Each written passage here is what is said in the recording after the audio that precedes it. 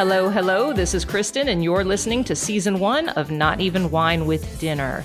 We have a lot of great stories this season to welcome you in as we talk about drinking, attempting sobriety, mental health, and aging, all wrapped up in a soulful but sarcastic package. For more info about this movement, head on over to www.notevenwinewithdinner.com. Now let's uncork the bottle and get started.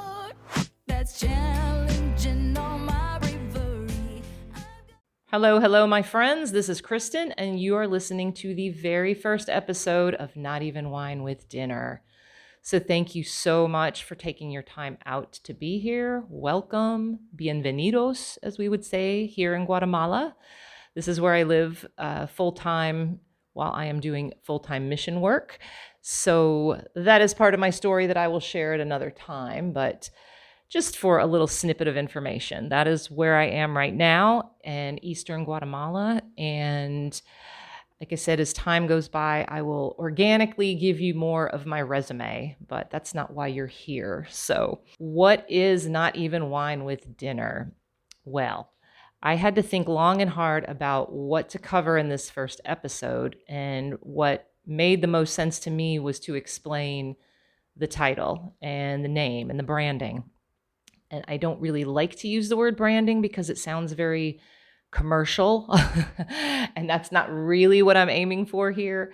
However, it still is a brand. It's my handle on my social media. It is my handle on Medium and Substack, and it is now my podcast and my upcoming website. So you will see this name in a lot of different places. And so I kind of wanted to talk about where it came from and the meaning behind it. So, Not Even Wine with Dinner. It all has to do with my history of drinking and trying to get sober. I began experimenting with alcohol when I was around 12 at my friend Debbie's house years and years and years ago. And that's a whole story in itself, and which we'll cover another day. But we did these things out of self-esteem and peer pressure, whatnot, and it's something that carried through in my life for the next, 30 plus years. I'm in my 50s now, so that's a long time ago, obviously.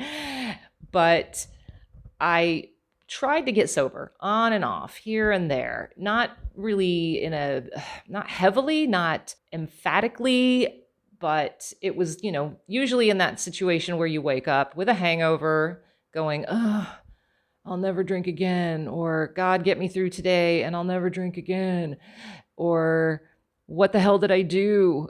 I never need to drink again. I really need to quit. So those thoughts rattled through my mind for, the better part of 20 years. And in 2010, my husband and I were in Savannah, Georgia. We had been married maybe 3 weeks, been together about 2 years, but married 3 weeks. So we were technically newlyweds. And we went to Savannah for Thanksgiving to celebrate it there, just for something different to do. And while we were there, we went to the bar last night there and started drinking, and we got into an argument. It wasn't anything crazy. I don't even remember what the topic was. However, I got up and left, walked out of the bar, didn't really know where I was going, so that wasn't the safest thing to do. And then went back to the hotel, slid up to the bar, slithered would be a better word, slithered up to the bar and ordered Cosmopolitan, and had Cosmo after Cosmo after Cosmo, and just got obliterated. Now, if I remember correctly, I might have had beer at the bar. I might have had rum and Coke at the bar, and then went back to the hotel bar and had Cosmopolitans. So I'm mixing my liquor now at this point too. So anyway, I got completely obliterated, went to the room, passed out, and woke up with the most horrendous hangover the next day. Still drunk. Luckily, it was the day we were leaving, so we threw the stuff in a bag, got our stuff together and left. And I threw up, puked violently the whole ride home. Got home, had the migraine, the pukes, the whole thing. And the following day, I got up and was like, that's it. I got to quit. I can't do this anymore. And for some reason, it stuck. And it stuck for 6 years. So that's the beginning of the story.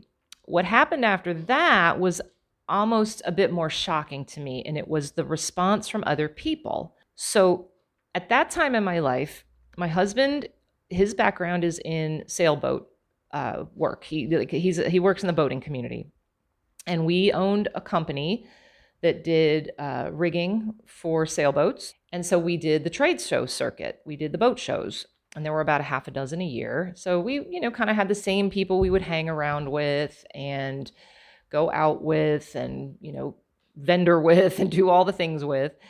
But what was mostly shocking to me was the response that I got. And it wasn't just the boating community. It was just that happened to be the start of it, because from that drunken night in Savannah, we went straight into the St. Petersburg boat show a few weeks later. On a side note, if you know anything about the boating community, and I am very much stereotyping, I am not saying that every person with a boat behaves this way, but stereotypically, when you think of boats, you think of drinking, you think of rum and pirates and yo ho ho and a bottle of rum. I am very much stereotyping, so don't chastise me if you are a boater that doesn't drink, because I know that you exist. But a lot of it involves dirty, sloppy, rum sloshing, deck swabbing, pirate, bikini contest, Jimmy Buffett singing, flip-floppy, barefoot, bumbly drinking. Those are all the descriptives I can come up with. I've seen a lot of that. I've seen more of that than not. And so I'm trying to get sober, and this is the community that we're working in. Now, that's, not necessarily the same for all of the vendors. That's a lot for the customers. But what happened was, I became exposed to this from a different light. So instead of going into meetings and gatherings after the show with the beer goggles on, I was like, I had, let's call them clarity goggles. Like, I was seeing things now in a new light. And at that point in time, that's really when I realized being a sober person around a bunch of drunk people sucks. It is not fun.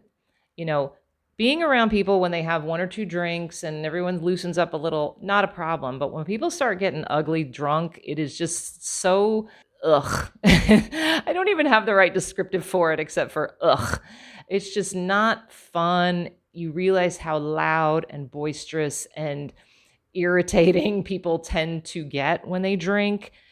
Now, I'm not judging. What I'm saying is I know that means that's what I was like. That's how I behaved. And I know that. I know exactly how I behaved when I was drunk, unless I blacked out. But being around that when you're sober is really not fun.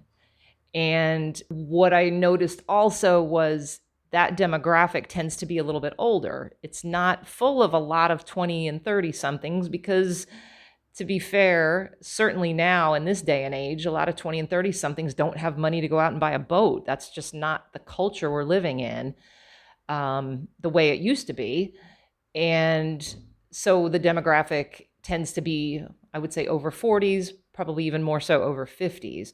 So when you're young drinking, you're drinking because it's cool, and you're drinking because of peer pressure, and you're in college and you've got your career starting out and you're in business meetings, and it's like, hey, I can go out and have a drink with the guys and it's fun. Or if you're in college, you're hanging out with the frat parties and the sorority parties, and you're doing it to be cool. You're doing it for peer pressure. You're doing it because your self-esteem might be crappy, and you're doing it because everybody else is. When you get older and you're still drinking like that, again, in my humble opinion, a lot of that tends to be coping mechanisms, because you're trying to cope with stress, you're trying to cope with aging, you're trying to cope with family issues, death, because death starts to happen a little more rapidly around you as you age. You're trying to cope. And I'm not saying that people over 40 or over 50 or over 60 are drinking solely for those reasons, but if you're still drinking to the point where you might think you need to quit, you have a problem, you're probably still drinking for the reasons of coping and using it as a coping mechanism. So there's like a better type thing. Okay, so back to my my story. And the thing that I saw too was watching, and this did happen, watching a 70 some odd year old woman drunk trip over her flip-flops on a dock, slam face first into the dock, bloody nose, head injury, while the husband's trying to pick her up, but he's just as drunk and he's got the red rosacea face, and they're about to share an ambulance. That was kind of eye-opening for me to say, oh my God, I don't want to be that. And I certainly wouldn't want to see my mother or my grandparents acting like that. So that was very eye-opening to me as well. So what also then tended to happen was people would say, what can I get you to drink? And I would respond with, nothing, I'm good, or I'm fine, thanks. And people can't take no for an answer. So it would be like, no, seriously, what do you want? What can I get you? And I'd be like, no, I'm good. Or maybe get me a bottle of water. Or if we were in a bar or in a restaurant, I might say, I'll have a cranberry and soda. And the minute that I started rejecting alcohol, I would get like this deer in the headlights, blank, deadpan stare. Are you okay? Are you sick? Like people had to question it. And it started to make me uncomfortable. And, I was trying to be as casual and chilled out about it as I could. Like, no, I'm good. I'm fine. No, I'm fine. Thanks. No, I just don't feel like having a drink. And then the peer pressure just kept getting worse and worse. And it wasn't just one person. It was like throughout, it just kept happening. It was like, well, what's wrong? Why aren't you drinking? Blah, blah, blah. And I would be like, oh my God, I don't want anything, or I'm not drinking. I just don't want anything. And on a couple occasions, somebody would just go ahead and get me an alcoholic drink and thrust it into my hand. Here you go. And that was the point when I was like, thank you so much. I'd set it down on a counter, and then somebody would have to come back and say, you haven't touched your drink. And it would be like, oh my God, what is wrong with people? And that would be the point where I would get pushed to say, I'm not drinking anymore, or I quit drinking in November, whatever the case may be. And then I'd get that dead stare again, and, as they say, crickets. And I started getting asked, you're not drinking at all? Like you quit? What? Nothing? Not at all? Like not even wine with dinner? Bingo, there it is. That phrase must be somehow like hardwired into people's heads, because I heard that exact phrase no less than half a dozen times in the course of a year. Not even wine with dinner. And I just kept hearing it and it stuck. So that is where it came from. That's just kind of it in a nutshell. But let me keep going with the exchange. And it was so frustrating. So what would follow that was when I'd say, no, not even wine with dinner. And let me throw in the side here. I never drank wine. I don't like wine, never did, even through all of my drinking escapades. I started out with beer and wine coolers in the 80s and probably into the late 90s. And then I switched over to rum, started with clear rum. Then I went to Sailor Jerry, which was my very favorite. And I actually miss the flavor of that, to be honest with you. But that stuff is strong. Oh my gosh. That shit's like 92 proof. So that'll knock your socks off. And then some. However, people would start asking the question, why did you quit? And this is my very favorite right here is, did you have a problem? Now, I have to take a deep breath when somebody says that because it pisses me off.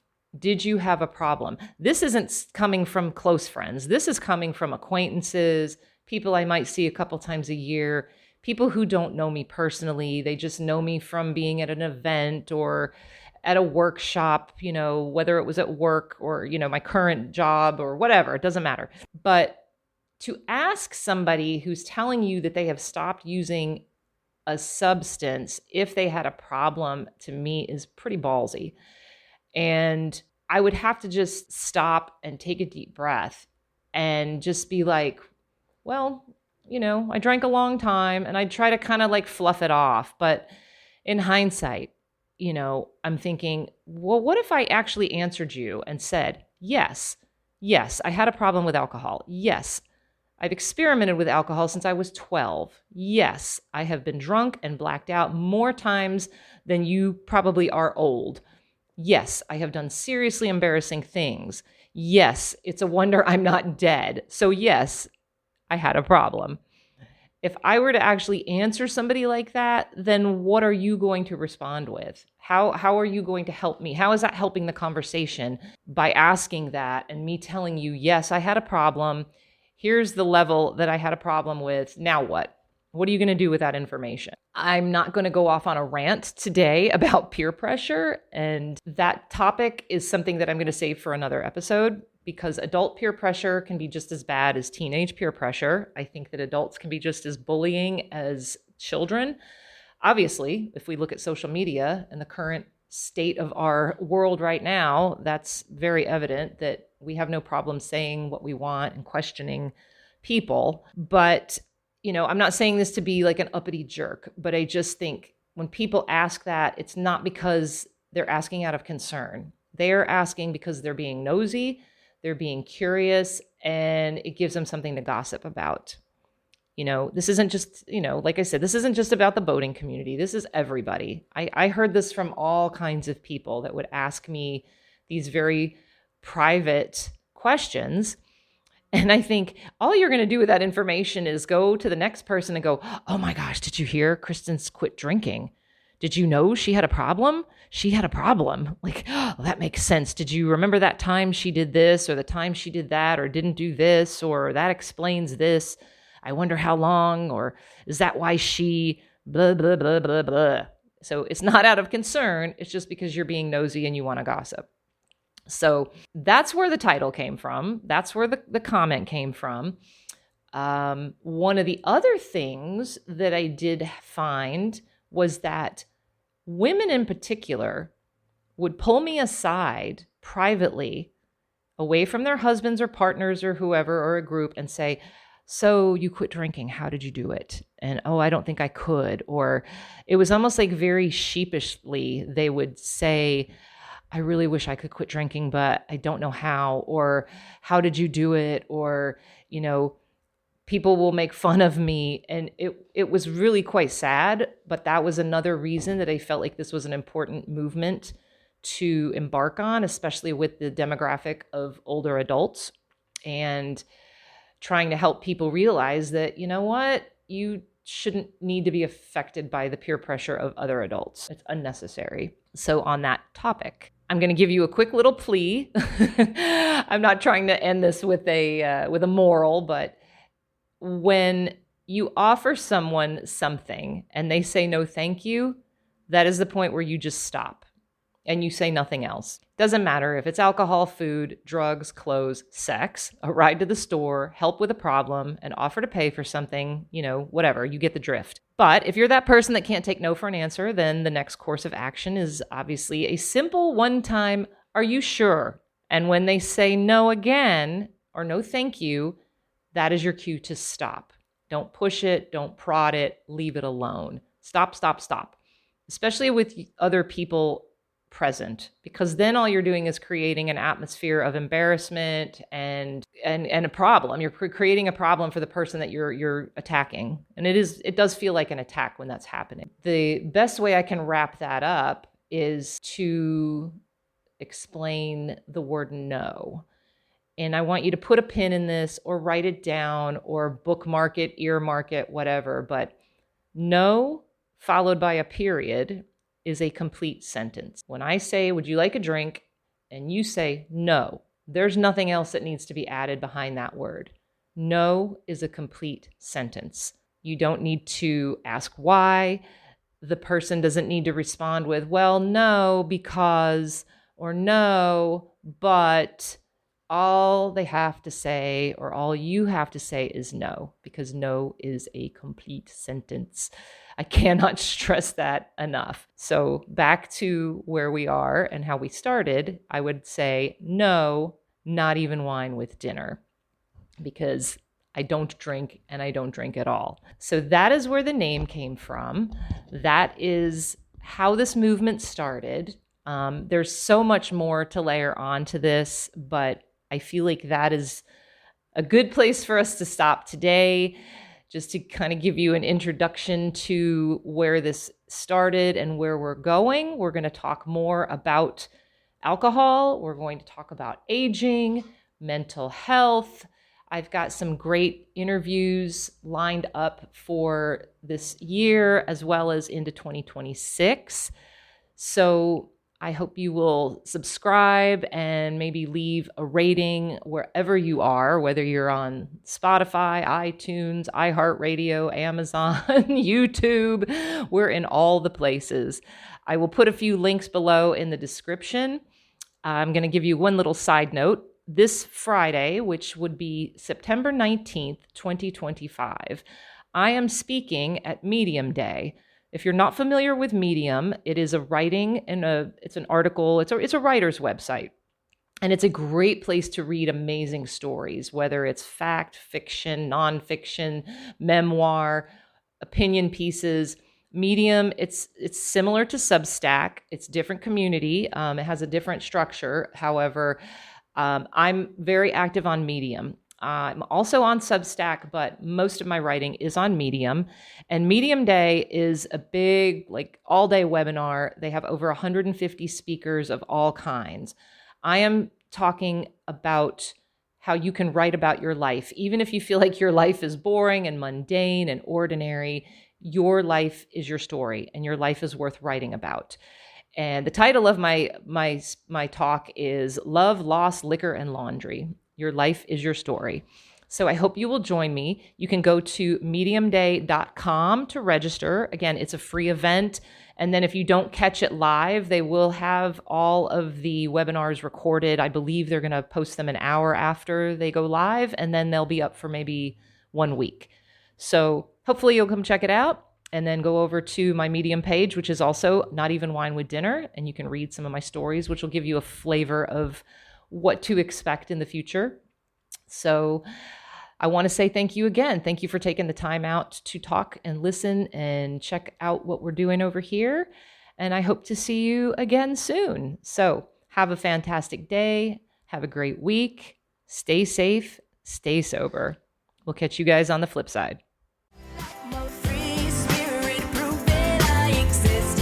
Just a quick note of the legal jargon. I am not a medical or psychiatric professional, nor am I a recovery or addiction specialist.